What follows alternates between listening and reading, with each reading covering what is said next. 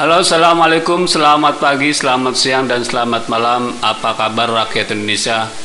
Pada kali ini kita akan membahas tentang rumah DP 0 rupiah. Mendingan lebih baik jadikan tempat kos saja. Kini ramai soal proyek rumah DP 0 rupiah yang di masa kampanye Pilgub DKI 2017 merupakan program andalan Anies Sandi. Orang-orang yang mengerti soal bisnis perumahan langsung mengingatkan bahwa program semacam ini mustahil dilakukan. Ahok sebagai salah satu calon gubernur pun mengkritik keras program yang tidak masuk akal itu. Tidak heran jika kemudian istilah itu dijadikan guyonan atau olok-olok oleh masyarakat. Ada yang mengatakan bahwa DP itu singkatan dari Dewi Persik, nama seorang artis yang konon katanya pernah punya masalah dengan Sandiaga. Gara-gara masalah itu, katanya Dewi Persik merasa terhina sebagai seorang wanita. Namun apapun itu, biarlah itu urusan mereka. Negeri ini sudah terlalu muak dengan oknum-oknum yang bermasalah dengan wanita. Proyek yang tak masuk di akal ini juga tak kalah memalukannya. Awalnya, Anies mematok target membangun rumah tanpa uang muka itu sebanyak 232.214 unit. Namun hingga kini 3 tahun Anies menjabat, realisasi baru mencapai 882 unit per 21 Desember 2020. Dari jumlah tersebut baru terjual 612 unit. Dan masalah semakin ruwet karena belum lama ini terendus pula aroma korupsi dalam hal pengadaan lahan untuk membangun rumah-rumah DP 0 rupiah itu. Pejabat yang berkompeten dalam pengadaan rumah tanpa uang muka ini, yakni Direktur Utama PD Pembangunan Saranajaya, dikabarkan tersandung kasus korupsi pengadaan lahan untuk program rumah DP 0 di Jakarta Timur. Yang bersangkutan sudah dijadikan tersangka oleh KPK.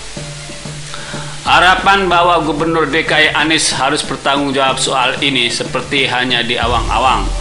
Pasalnya kasus yang semula sudah ditangani oleh kepolisian ini tiba-tiba diambil alih KPK. Banyak dugaan bahwa langkah KPK ini adalah untuk menjauhkan Anies Baswedan dari cobaan setan yang terkutuk.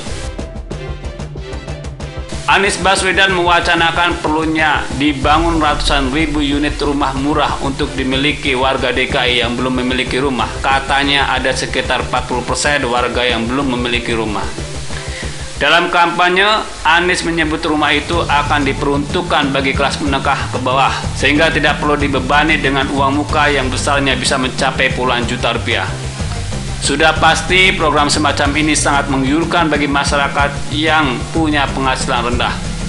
Maka tak heran jika masyarakat yang bekerja sebagai buruh atau karyawan dengan gaji pas-pasan atau warga yang bekerja di kantor informal lainnya berbondong-bondong mencoblos pasangan Anies Sandi dalam pilkada. Ditambah orasi-orasi berbau sara yang masih menyerang Ahok Jarot, memudahkan Anies Sandi ini meraup 58% suara. Namun euforia masyarakat akan punya rumah setelah Anies menjadi gubernur mendadak sirna ketika dia mengumumkan bahwa syarat untuk memiliki rumah DP 0 rupiah itu minimal 7 juta. Rakyat pun kecele dan hanya bisa gigit jari. Uang sebanyak 7 juta itu bahkan masih jauh dari upah minimum provinsi DKI yang besarnya Rp4.267.349. Belum lagi jika memperhitungkan peluang warga masyarakat kelas bawah lain yang bekerja di sektor informal dengan penghasilan yang tidak menentu. Mereka ini kebanyakan menghuni lokasi-lokasi yang terlarang untuk dijadikan pemukiman seperti bantaran kali, pinggir-pinggir rel, kolong-kolong jembatan, dan sebagainya. Kepada golongan masyarakat seperti inilah seharusnya rumah DP 0% itu didasarkan. Kekonyolan ini berlanjut semakin menjadi-jadi ketika syarat penghasilan itu diubah lagi sehingga besarannya menjadi 2 kali lipat, yakni 14 juta lebih. Masyarakat dengan penghasilan sebesar ini sudah pantas menghuni apartemen. Maka tidak mengherankan jika prospek rumah DP 0 rupiah ini semakin suram saja.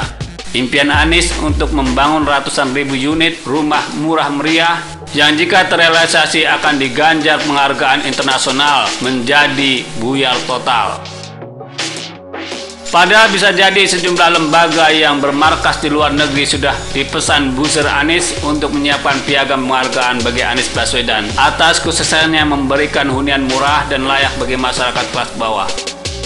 Melihat situasinya, maka proyek yang menjadi andalan kampanye Anies dalam Pilkada 2017 lalu sebaiknya dianulir saja. Percuma memaksakan membangun rusun sebanyak 200.000 unit kalau nantinya mubazir. Yang sudah ada pun banyak yang tidak laku. Bahkan walaupun kabarnya sudah meralat hanya akan membangun 10.000 unit saja, akan tetap sia-sia jika syaratnya harus punya penghasilan 14 juta. Kalau dipaksakan juga bisa-bisa nanti nasibnya seperti Hambalang. Apalagi rumah yang sudah dibangun Anies ini tidak semuanya laku atau dihuni. Tapi kalau Anies tetap ngotot meneruskan proyek rumah DP 0 rupiah itu, sebaiknya nanti unitnya dijadikan kos-kosan saja. Nah, bagaimana menurut Anda semua? Silahkan ketik kolom komentar di bawah dan jangan lupa subscribe channel ini. Terima kasih.